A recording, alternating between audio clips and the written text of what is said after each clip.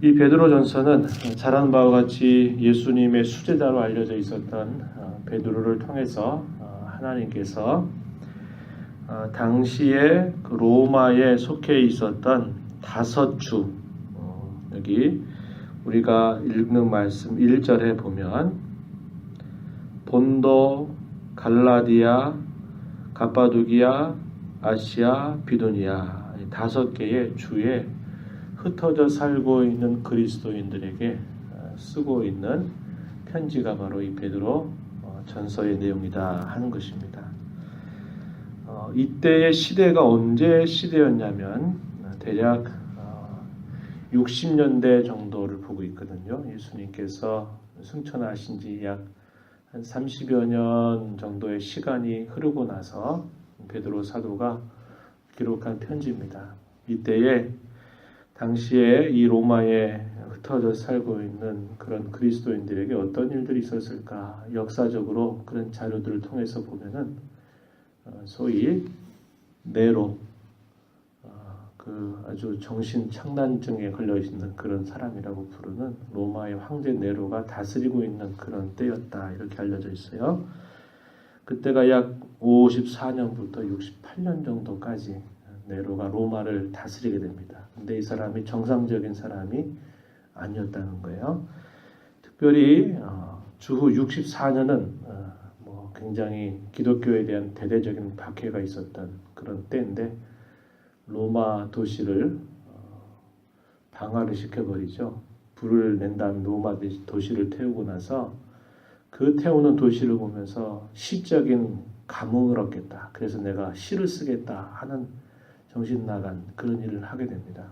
그래서 로마에 있는 그런 사람들이 죽고 불타오르고 그런 것들을 보면서 나중에 이거 어떻게 하냐 그러니까 이건 다 저 예수 믿는 사람들이 로마 도시를 불태웠다 이렇게 범인으로 몰고서 대대적으로 이 그리스도인들을 공식적으로 박해하는 로마의 첫 번째 박해입니다.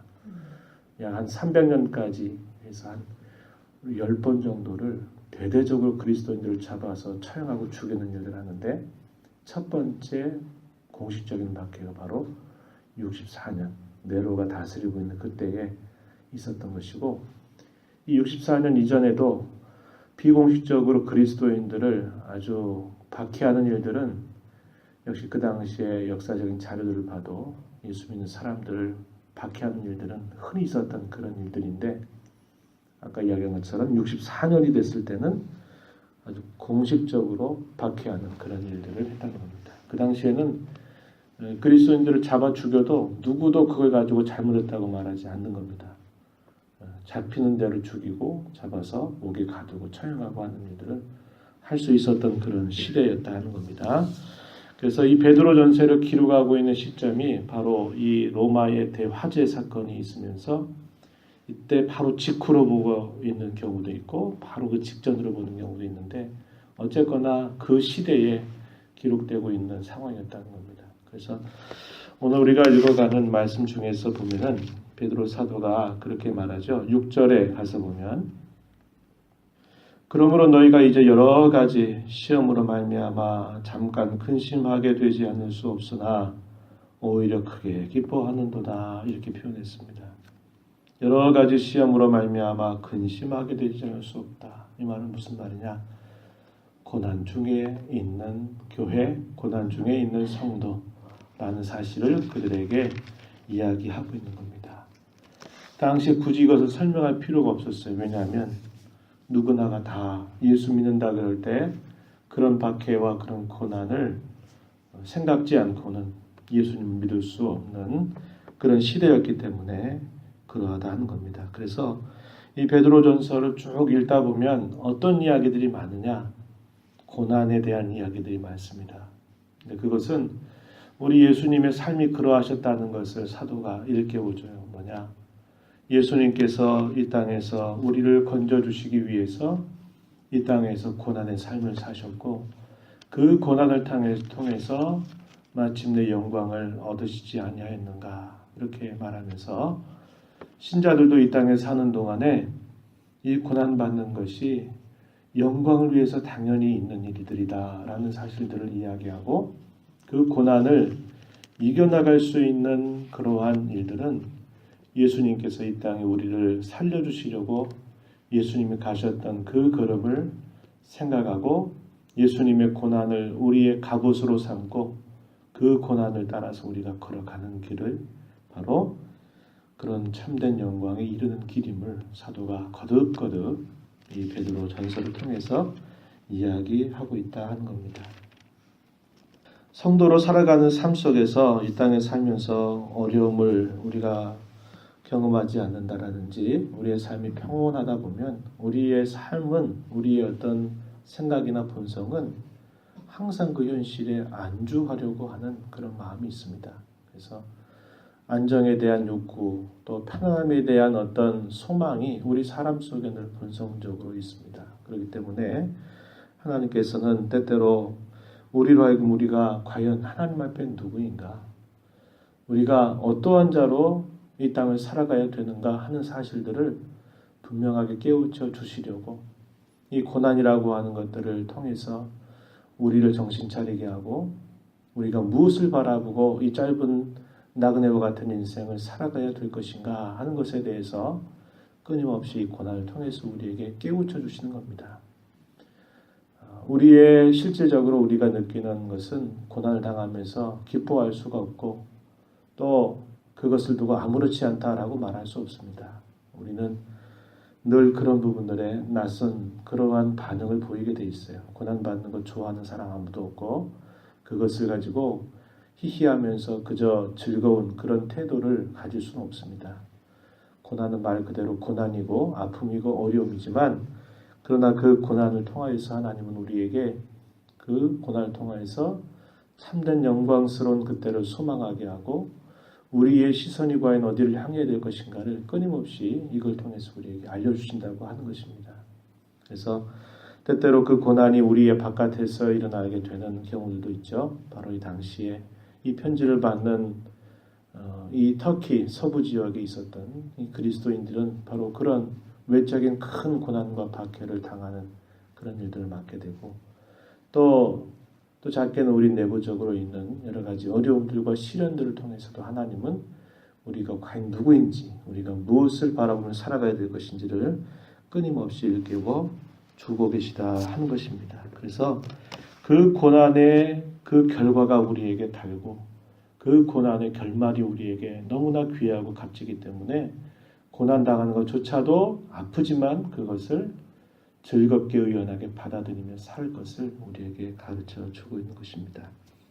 오늘 본문에 보면요. 이렇게 표현했어요. 1절 끝자락에 흩어진 나그네다 이렇게 말했습니다. 이것은 이야기했지만 로마의 이 5주에 실제적으로 흩어져 살고 있는 그리스도인들 지금의 터키 서부 지역에 흩어져 살던 그리스도인들을 두고 흩어진 나그네다 이렇게 말했는데 이 나그네라고 하는 이 표현은 뭐냐? 어떤 목적지를 향해서 이제 중간중간에 어떤 행로들을 거쳐서 가고 있는 사람을 두고 나그네라 부르죠. 그래서 이것은 단순히 그들이 실제적으로 지리적으로 흩어져 있는 그러한 성도들만을 말하는 게 아니라 그들이 영적으로 나그네와 같은 인생이라고 하는 것들을 그들에게 일깨워 주고 있는 것입니다.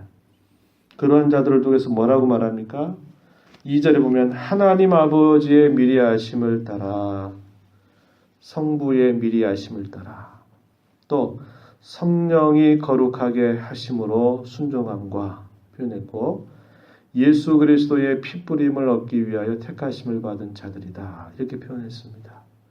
성부와 성자와 성령께서 그들을 친히 그들의 신분을 바꿔주시고 그들을 죄악된 세상 가운데서 건져주셔서 그들로 하여금 영원한 주의 나라를 향해서 떠나는 나그네와 같은 삶을 살게 하셨다. 이렇게 표현하고 있는 겁니다. 그들을 향해서 은혜와 평강이 더욱 많을지어다. 이렇게 사도는 축복을 하고 있는 것이죠. 우리가 한 일이 아무것도 표현되어 있지 않습니다. 우리가 한 일이 표현되어 있지 않아요. 성부 하나님의 미리하심, 성령의 거룩하게 하심, 예수 그리스도의 피뿌림을 통해서 우리가 이렇게 하나님께로부터 건짐을 받고 구원을 받아서 우리가 영원한 나그네로서 천성을 향해서 나아가는 그런 나그네로 살게 되었음을 말해주고 그들을 향해서 은혜와 평강이 있기를 축복하는 것입니다. 사도가 처음에 그러한 인사말을 건네고 가장 먼저 하는 말 뭡니까? 하나님을 찬송하자 하는 겁니다. 하나님을 찬송하자. 왜 그럴까요? 고난과 박해의 현실을 살고 있지만 그 고난과 박해를 넘어서 하나님의 그 영광스러움을 바라보고 소망하고 살아가고 있는 것들을 생각해 보니까 이것으로 인해서 우리가 슬퍼하고 낙심하고 좌절할 일이 아니라 우리에게 이러한 삶을 허락하신 하나님께 우리는 찬송함이 마땅하다 이렇게 말하는 겁니다. 여기에 그리스도인의 그 비밀이 숨겨져 있는 거죠. 믿지 않는 사람들이 볼 때는 참 파리목수처럼 죽어가고 어려움을 당하는 그러한 어려움을 처해 있는데도 그들은 그 고난과 그 아픔 가운데서도 기뻐하고 즐거워하고 그런 것들을 보는 그 삶이 도대체 저 사람들 어디서 저런 게 나오는가? 도대체 저 사람들은 왜 저러는가? 이렇게 싶은 그런 마음들을 갖게 하는 것이죠. 그것이 바로 그들이 하늘의 소망으로 가득 찬 삶을 살고 있기 때문에 그러하다는 겁니다. 하나님께서 그러한 소망을 주셨다는 거예요. 쇠하지 않고 썩지 않고 또 다함이 없는 그런 살아있는 소망을 우리에게 주셨다 이렇게 말하고 또 그러한 유업을 우리에게 있게 하셨고 하나님께서 이 땅에 사는 동안 나그네처럼 살아가는 삶 속에서 하나님의 전능하신 능력으로 보호하심을 받는다 이 말입니다. 그래서 오히려 그들은 그런 고난과 박해 가운데 있지만은 그들은 예수님을 사랑하고 또 그분을 향해서 믿고 기뻐하는 자로 살아가게 된다 이 말이죠. 그것을 생각할 때마다 이런 모든 일들을 행해 주신 하나님께 찬송함이 마땅하다 이렇게 표현하고 있는 것입니다. 저와 여러분도 이 땅의 상황은 조금 다를지라도 저와 여러분 이런 하나님의 이런 사랑 또 하나님께서 또 예수 그리스도를 통해서 우리를 대속해 주신 사실 성령으로 말미암아 우리의 신분을 거룩한 자로 변화시켜 주시는 그런 하나님의 은혜를 받아서 이 땅에서 하늘을 향해서 살아가는 나그네로 우리를 삼아 주신 그 은혜를 기억하면서 우리 이 땅의 삶은 잠깐 들렀다가 지나가는 나그네다 하는 이 사실들을 꼭 기억하면서 살아있는 소망, 썩지 않는 그 소망, 또 살아있는 또 쇠하지 않는 그런 영원한 유업을 우리가 바라보면서 하루하루 주님을 향해서 또 주님과 함께 걸어가는 복된 삶이 되기를 진심으로 축복합니다. 하나님 아버지 감사드립니다. 3월을 이제 보내고 또 새로운 한 달을 저희에게 허락하시고 또 첫날 이 새벽 시간에 저희들을 인도해 주셔서 감사합니다. 하나님 아버지 저희들을 사랑하셔서 저희들의 삶 속에 언제나 함께 하시고 저희들을 도우시고 저희들을 악한 사단의 공격과 괴계로부터 언제나 저희들을 지키시고 보호하시는 하나님의 귀한 사랑을 입고 사는 것을 언제나 확신하고 이 한 달 동안도 영원한 주의 나라를 향해서 걸어가는 나그네임을 기억하고 하나님과 함께 주님을 향하여서 살아가는 복된 저희들의 삶이 되도록 인도하여 주시옵소서. 이 땅의 삶이 나그네 인생임을 기억하게 하시고 이 땅에 살면서 삶의 이런저런 우여곡절을 겪을 때마다 저희들이 누구인가를 새롭게 발견하고 영원한 천성을 향해서 가는 나그네임을 언제나 기억하고 나그네로 살 때에 거룩함으로 살고 하나님의 뜻을 바라보며 살아가는 저희들의 삶이 되도록 주장하여 주옵소서. 은혜의 보좌 앞에 나와서 이 시간도 아버지 앞에 간구하며 또 이 한 달을 시작하는 귀한 심령들에게 풍성한 은혜를 더하여 주옵소서. 예수님의 귀하신 이름으로 기도드리옵나이다. 아멘.